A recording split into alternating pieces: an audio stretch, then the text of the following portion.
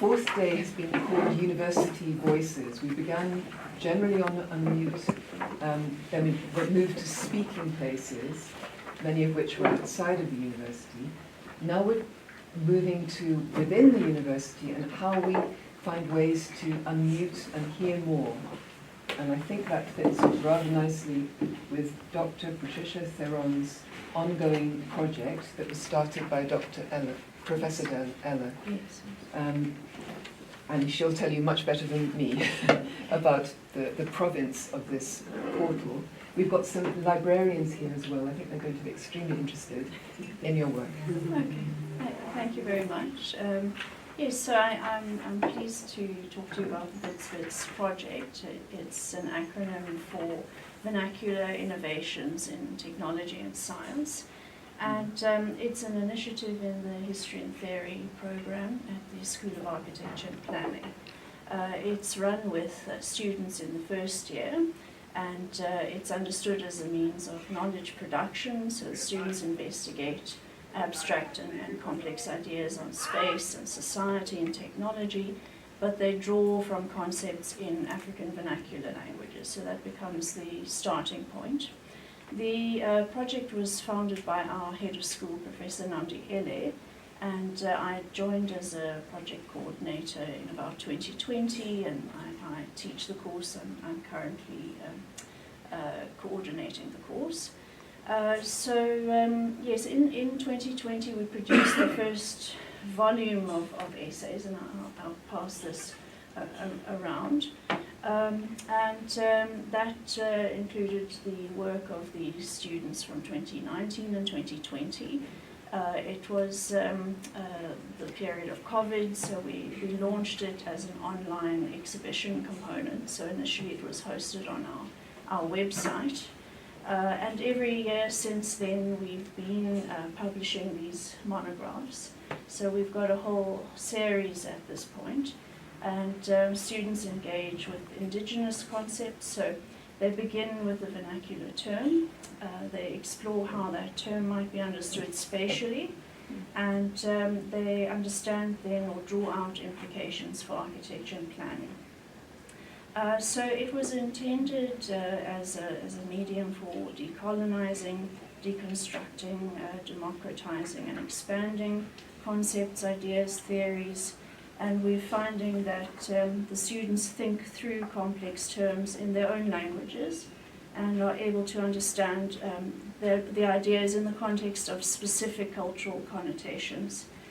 So by bringing perspectives from beyond the English-speaking world, students are decolonizing the academy and the canon, deconstructing the meanings of words and expanding the body of knowledge on architecture and space.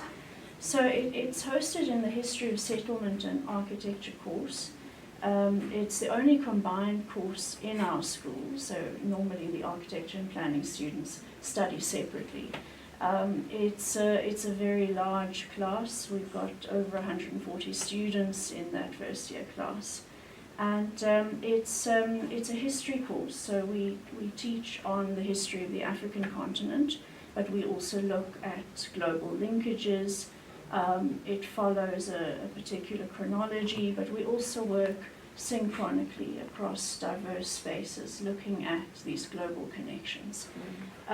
So through teaching this history, we're also drawing links to contemporary issues in architecture and planning, and engaging questions of identity, heritage, indigeneity, hybridity, and decolonial building practices and build projects across the continent. So the students are picking up on these themes in their written work. So the primary assignment is a written assignment. It's a writing intensive course, and we scaffold the submissions. So they submit the same essay 3 times. And we then give them input at each stage. They have tutorials every week. We rely on ADU's tutors to assist us, but also course lecturers.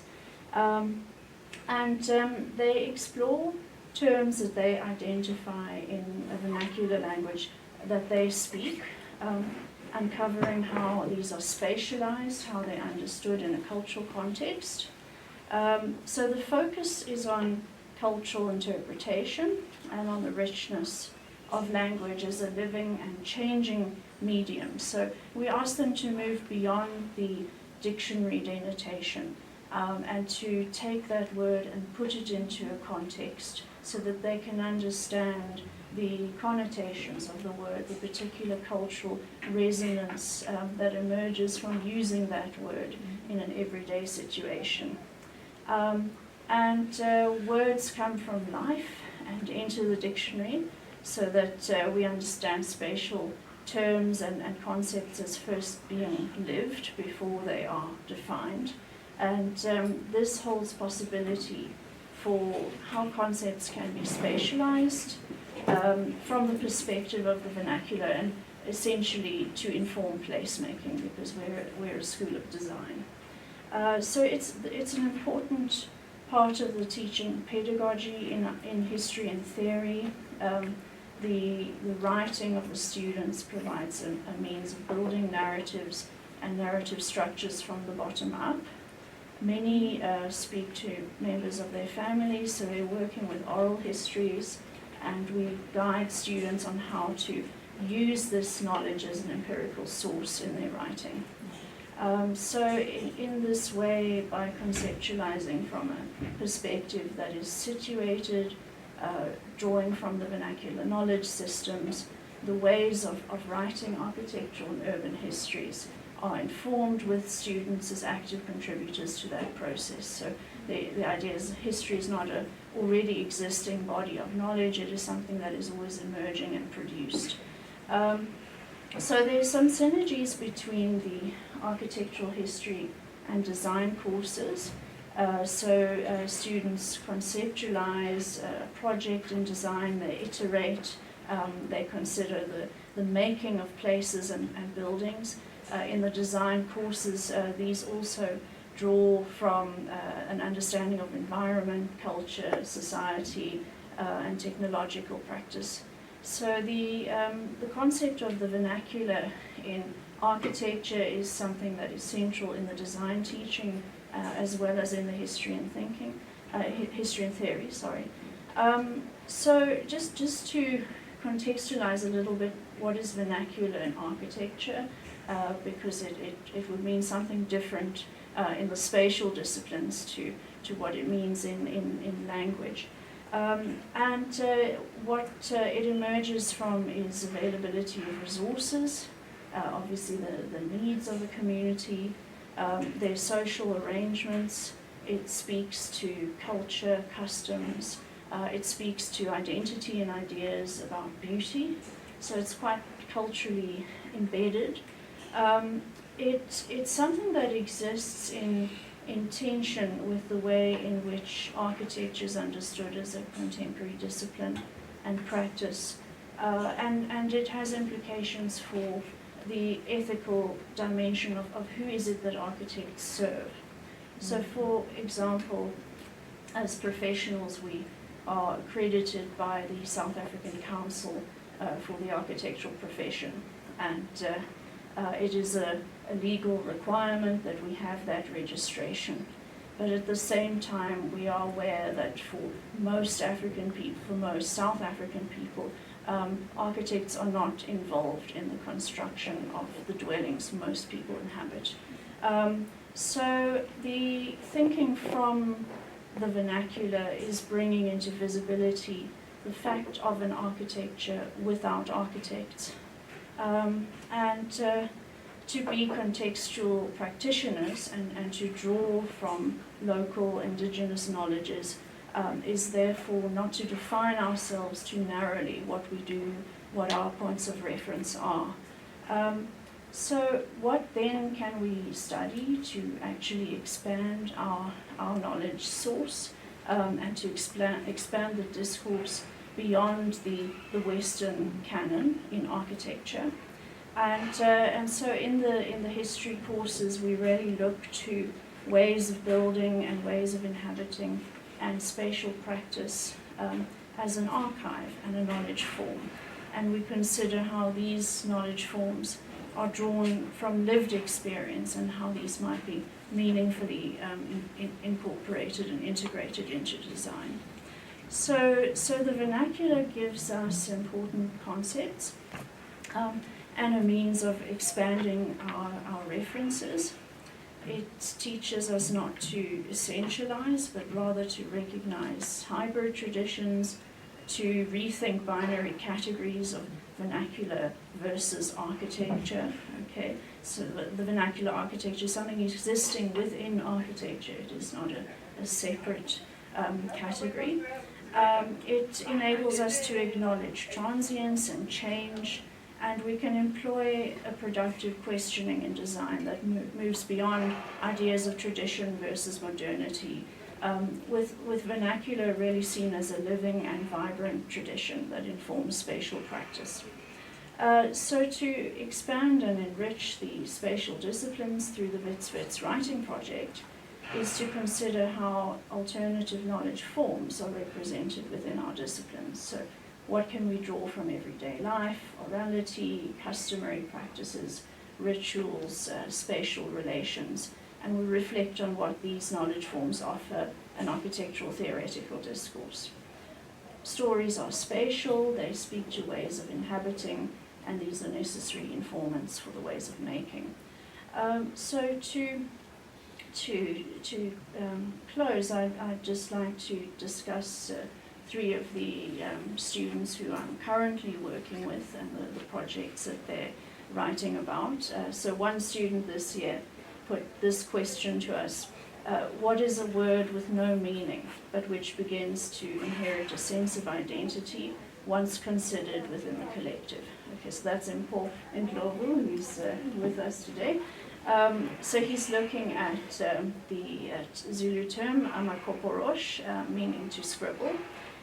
So he looks at the root word koporosh. It has no meaning on its own, but when combined with the prefix ama for the plural, that prefix acts as an enabler of meaning.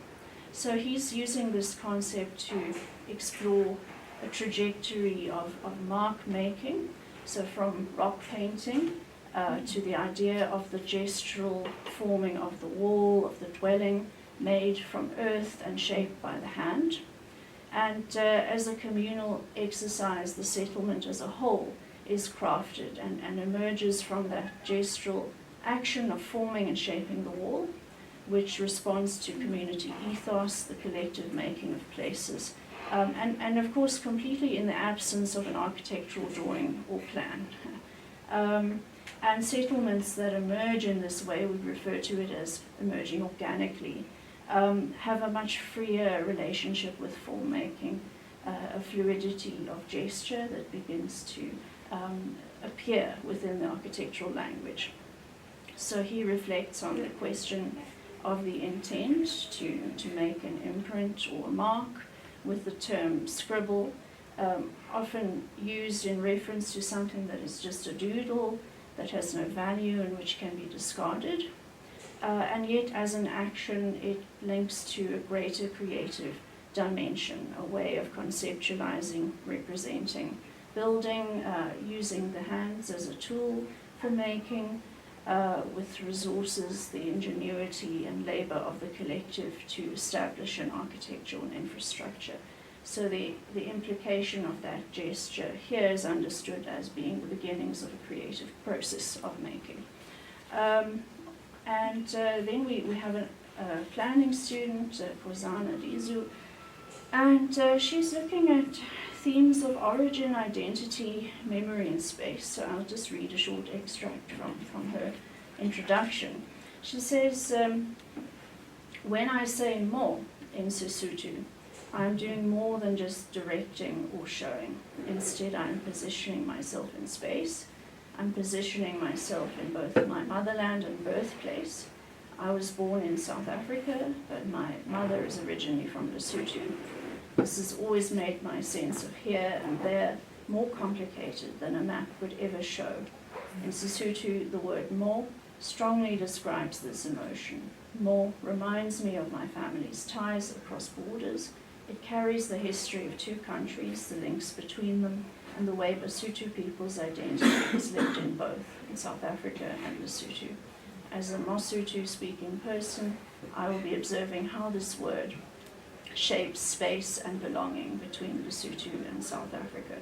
So she's looking at the connection to the landscape, she's looking at the duality of existing between two places, with a cultural tie to the mountain kingdom of Lesotho, and yet at the same time reflecting on her life in South Africa and touching on something of a more complex spatiality and a lived geography.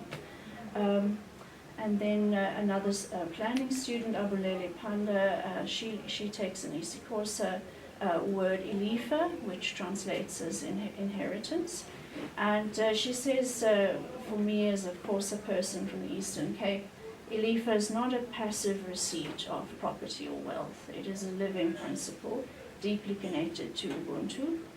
She talks about intergenerational responsibility and a sacred duty passed down from ancestors. It's a profound cultural understanding. It's fundamentally shaping her approach to spatial planning, and she says that ilifa for her is more than a word for inheritance. It is a comprehensive, coarser philosophical framework that demands we consider the long-term consequences of our actions on the collective. For a planner, and this is an extracted from her, it is a moral compass that points towards justice, responsibility, and intergenerational care.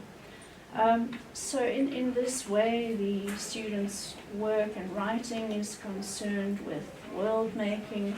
How do we conceive of our world? How do we conceptualize the role of our disciplines as spatial disciplines? And the processes of translation into technology and making. How do we conceive of the environments of the future as reflecting the beauty and resonance of cultural thought, which are so much a part of placemaking. All right, so this was in the first volume that we produced in 2020, and we emphasize also translating ideas visually, because we are an architectural and planning and urban design school, so each of the essays is illustrated. This is a later volume. I think that they're actually the ideas are growing as we keep working. I'll pass it around. Is the use of style stylish? You see the drawings. Yes, of course, some are more kind of clearly related to dwelling and settlement. But, you know, they're interpreting, not literally, but thinking about how can space be understood differently from a cultural perspective. This is what is a building without a mother, and these drawings. But I'll pass these around for you to have a look at. I also do have, if you want to write your details for us to keep you informed of our project, I can pass that around, and I've also got here from the volumes we've published, I have the cover pages and table of contents, so you can see the kind of themes that students are dealing with. Okay, thank you. Thank you very much.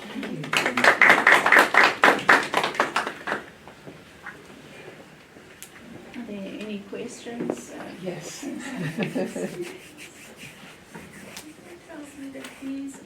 This is the work of first year? It is first year students, yes. This is is it possible for the to access all these Yes, I'm sure that can be arranged. If you just give me your details, then I will look at it, because what we need to do is to publish more copies of those that have already been designed, but we should also really look at a compendium volume that brings all of those individual volumes together. But certainly, This is just amazing. So I find this really inspiring. The question I have Sorry, can you hear? Sorry, is around The Zoom will capture her. contested notion of right?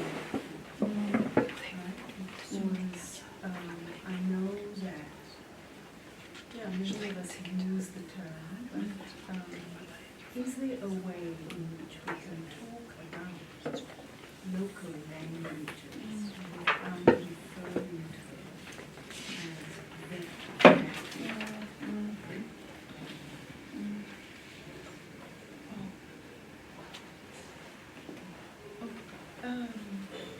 so yes, that is deeply inspiring. And the question I have for our discussion is around the contested notion of vernacular. And what are the ways in which we might be able to, create another word for local languages other than calling them the vernacular. So that's the one thing. And the other, it's a very, very subtle thread that I hear in your presentation, which is that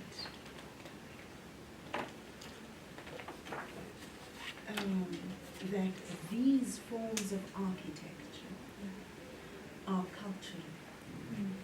And, what we regard as normal architecture, are not cultural. That's what it implies. And as we know, VJ, Wits, these architectures are fascist architectures, or histories of fascist culture. And so I think it's a slippage that I hear often among students when, and staff and adults, just, in everyday life, working with culture in a way that, abstracts everything that's not culture to the colonial, Western, fascist, designs and ways of being and doing things. So I'll stop. okay. Yes, I mean, one of the things that we look at in the spatial disciplines is, of course, the great north-south migrations on the African continent. And we really have a scenario where there is travel and across great distances and over several different biomes. So the resources that were available to you in one biome are no longer that applicable in a subsequent biome. Yes. And so in a sense there's an ingenuity within and a means of adapting. And the studies, for example, of Labelle Prusa, who looks at nomadic architectures of the African continent, she looks at the idea of taking with you what is portable, of an architecture that can be folded up and then reassembled. And what is interesting is that in each different setting, and of course people that move are not on the move all the time, they would remain for a number of months or weeks in different locations, and there is a way of reading that environment, that landscape, and then moving along. But she drew the plans of these nomadic dwellings because that plan would be similar in the different settings because it was organized according to particular rituals of where you sleep, where you eat, and so you know, in a sense, it's a question of architecture as a form of knowledge, as a form of memory. But the moment you have movement, that knowledge and that memory is really retained through ritual and through repetition. So often it's the rituals and it's the way that people are inhabiting spaces that contain the clues for how you might then explore an appropriate architecture. I think that you pick up on the term vernacular, and I think too often the discussion is reduced to something of representation. Do buildings and spaces look a certain way, and if we change the aesthetic, is that really fundamental enough to transform that architecture? Or is it something about the way in which people are inhabiting spaces? And I think it's a really complex question architecturally because even some of the architectures that we have inherited in our context, there's an instability to them. Their meaning, their purpose shifts as different generations of people are using those spaces. So it's not just a question of a design and then handing that over. The users of that space are always designing and reshaping and molding in their own way. And just to close, I realize I've answered your question at a slight tangent.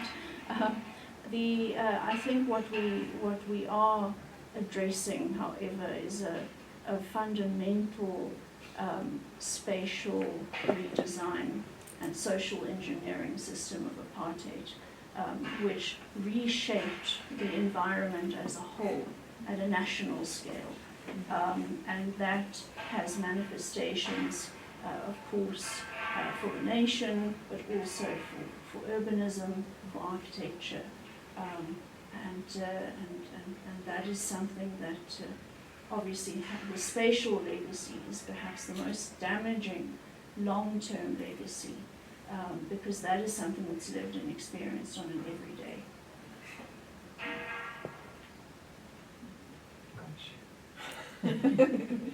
It's such a big subject, and the apartheid legacy was definitely about muting. And we all feel it when we go in some of those big buildings when they're looked at. Does your project, and using these terms, does it explode that in any way? And I'm just thinking, Magister's storytelling this morning, and yesterday with Nomsa and with the poetry, when those things happen, the storytelling happens or the poetry happens, the space is changed. The interactions are changed. People the culture literally changes. Is there, in your project, is there a way in which you're taking off the apartheid lid and being able to write or represent other ways of interacting? Sorry, I actually had the opportunity to be a tutor on this course last year. And to answer kind of like Pam's question, over the course of the semester, you did watch a sort of unmuting, an understanding of how apartheid affected certain sort of infrastructures. Because when they first start off, everybody's really concerned with finding a term that's very different. And then as they think through the terms and they go through the lectures, and then we give them feedback on their writing, you see that it moves from just being a matter of a term necessarily, but a matter of how they relate to the term, the space, and then architecture as well. And I remember Prof Ella was telling us to make sure that even as they are trying to make sense of this word for the next person, they still kind of keep it grounded in the course itself, which is about the space and about planning. And having the opportunity to just watch first-year students think through one word for a whole semester and change and develop their way of thinking about that word, but also relating to how the word is conceived of in space, but also conceived of for themselves, was really eye-opening for me. It was an amazing course to be like a tutor for, but also it was just amazing working with people as their own ideas and concepts of things changed. And as they revisited certain things and having to do the research themselves, because no one is telling you, this is the word you must work with. Having to do the extra work of finding the meaning of the word, of going to the roots, but also then extrapolating not just the meaning of the word at its root, but how the next person who relates to it, how that word relates to space. And it was wonderful because people are working with different words. Someone was working with like window, but like in a different language. And just having the different ideas come together and seeing that play out was a lovely opportunity. I did ask Paul a couple of days ago whether the history writing aspect of the course related to his design course, because he's an architectural student in the first year studying design, and he said very much so. So, Paul, would you like to say anything about that relationship? I think it's why I say very much so, and my name is Bongi. I think it's because of the way that we think, right? Because I think in the way that I write and the way that I design, for me, I can't see a separate way of doing it. There's a certain, like, you know, when you speak about something and then you describe it, then you put it on paper and draw about it, and then it becomes alive. So in that aspect, I'd say it's not separate from me, but in fact it's very connected with how I do things and how I said it's very connected, and it's not the thing that I can say, okay, I'm doing history and that's separate from how I'm doing design. Because even in that, you know, I remember how people design, and that's like a certain history to it. And then I put it into practice with my design. And even intrinsically, what I went through kind of shapes the way I design and, you know, what I do and how I draw, things like that. So I think in that, I wouldn't say it's very different, but it's very similar to what I say. And I think even with what she said and touched on how we kind of lift and misled, I think it's very important to do that as well, because you're kind of considering, you know, the past and kind of looking and using that as a lens to really imagine about how the present is affected and how I design now is intrinsically affected by what I went through, by what I'm going to go through, and, you know, trying to consider that and think about placemaking for a person and not just for myself. I think that's what makes it for me. So, Yeah. And you want to say something first? no, it's fine. It's fine. Okay. Thank you so much. I was working at Architecture Library. I'm aware of the project. Actually, I wanted to mention it when Majesty was doing his part. However, I'm happy that it was following as part of the discussion. My question is around the first impression when you introduce this discussion to the students. This is based on my assumptions that our children, as a mother, they are kind of have moved away. We at the course as parents moved away from their cultural background, their originality. We are colonized, and I take this as part of decolonizing us as people in South Africa particularly. And I'm looking at where I grew up compared to where my children are growing up. And I'm interested to see how the students react when we introduce, this is the way we want you to come up with a word in your language and create something out of it. How do they respond, that first impression? So I remember our first kind of like session with the first years was literally just that. Like, what does prof mean when you say find a word? What then constitutes a word? What's the correct word? And then it was just working through the fact that there is no correct word. You have to find the word yourself. It has to, yes, be, because I remember profs told them that if you're going to choose an English word, you have to justify why your word is in English. And it has to be justifiable enough for him to agree that, okay, this is a word you can go forward with.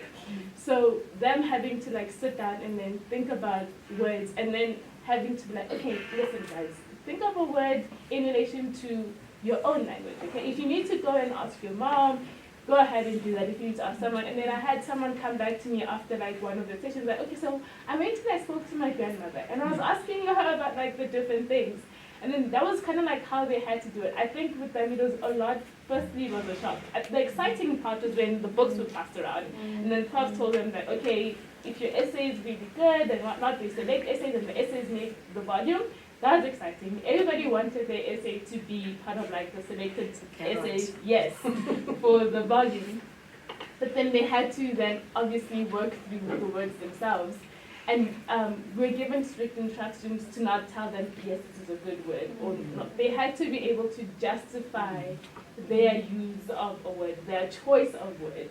And it was working through that. We spent a long time firstly just trying to find words that they themselves were comfortable with, and not just in what it meant, but also in translation. And if they could like translate the idea of the word and why they've chosen that word to relate to like architecture and planning.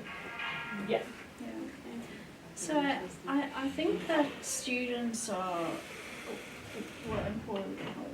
students are excited by the brief. I think that there is also that aspect of which word can I choose? Would this word be all right? And it speaks to the institutions that we have in South Africa, that students are coming out of high school or even in some of their other subjects perhaps with this idea that there's a particular way in which they need to write. And I think it takes them a little bit of time to see that actually what they're doing is writing a history of architecture and planning through these essays. They're contributing to the making of how our discipline is in a sense being consolidated through text, because it's consolidated in place, but it's also consolidated in writing and in how we talk about our discipline. But yes, I think the question is, we do have this legacy of institutions in our country, and institutions that were hostile to the majority population of South Africa, and that is really where this project sits. And how do you reimagine that institution? And it's a question of where has culture gone? Where does culture go? Where are the reservoirs of culture? So in some of the essays, for example, by looking back at a village or a particular rural setting, in a sense there is a cultural reservoir there, and aspects of that reservoir are then taken into the city in the way in which people are establishing spaces for themselves. There was that film by Lionel Legosin, Come Back Africa. I'm not sure if anyone's seen that. It was a guerrilla filmmaking under the radar during the apartheid years, and with non-professional actors. And it shows, it really is an archive, because it shows Sophia Town before it was erased. And that title, Come Back Africa, so where has Africa gone? And in a sense, with the architectural discipline for a long time, you had particular history books of architecture coming from the West. This is what was taught in architecture schools in South Africa. The Afrikaans universities followed perhaps more the Germanic program, the Wits very much an English-based program. And yes, I think the question of institutions, although they are now changing, I think there is still that way in which people are bypassing institutions, and you see it very much in music. Why do you need to go and study music? You can teach yourself and you can publish online. The ways in which people are evading institutions, and so in a sense architectural knowledge too needs to look at how is it that spatial concepts are being understood by different people? How are people inhabiting different places? How is a particular ritual a means of inhabiting or understanding a landscape? So these are really the sources rather than textbooks from the 1980s to say how do we then reimagine. And it's an interesting question, that the fact that the study of history of architecture is actually so much more about the future and imagining that future, because everything that we've inherited, even the NE/59 house that was delivered during apartheid, that came from somebody's imagination. And these spaces, these buildings, they are first conceptualized and imagined before they are implemented. And so that is where the role of the historian theory sits within something that is effectively a pragmatic discipline. We are accredited by SACAP. They want to know that our buildings will stand, that students are equipped. There are many technical demands, but there's also this question of imagination and of world making that is central to architecture. Can I sort of make a follow-up question in relation to what has been already asked? Any plans of, this is a good thing, because I know that with this colonization and decolonization, we cannot do everything at once, but there is something happening here. Is there a plan of replicating this throughout the university? Because I'm looking at the topic, how you have named it to be in science and technology, which means it's supposed to be something that can go across the disciplines within the university. Any buy-in, any plans of replicating? Yes. So the plan is to make it a larger project that many more schools could participate in. Professor Ele retires at the end of this year. He's been involved in the early discussions on making a journal that would actually have a call for papers and would use this concept and invite scholars from other institutions. So yes, the idea is very much to emerge, to allow this project to emerge and grow. But we've been using it as a teaching methodology, I believe, from 2019. And so in a sense we needed to understand it first, what it was, what it could become. But that's very much the idea is to now grow it and expand it. Yeah. Wonderful. I think we probably ran out of time, but I'll give Majesty the answer.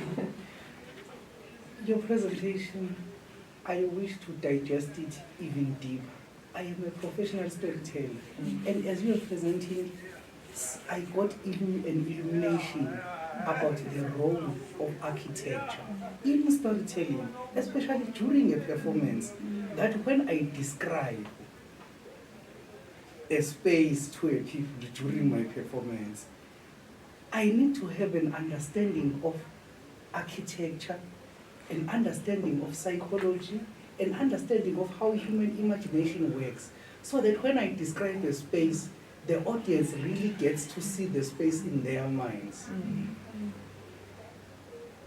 I love Wits for interdisciplinarity, for surely all things work together better if we apply this concept of taking from every discipline.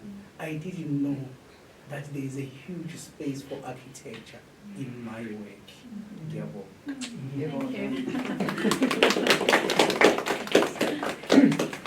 All right, so I think we have a few minutes break, and then we go to the next session with our librarian colleagues who are here, which is on the subject of libraries as palaces of the people. I think today is actually linking very nicely. The storytelling space, academic space, and these translations of ideas and creating things that way, and then how that relates to the library, how the library can also respond to this need for interdisciplinarity, this need to be able to tap into all these reservoirs and bring in conversations. And then we'll have the conversation about the writing program in the new Wits Doctoral Academy. But I think a few minutes break, and then we'll reconvene for the next session on libraries, palaces of the people. Thank you very much.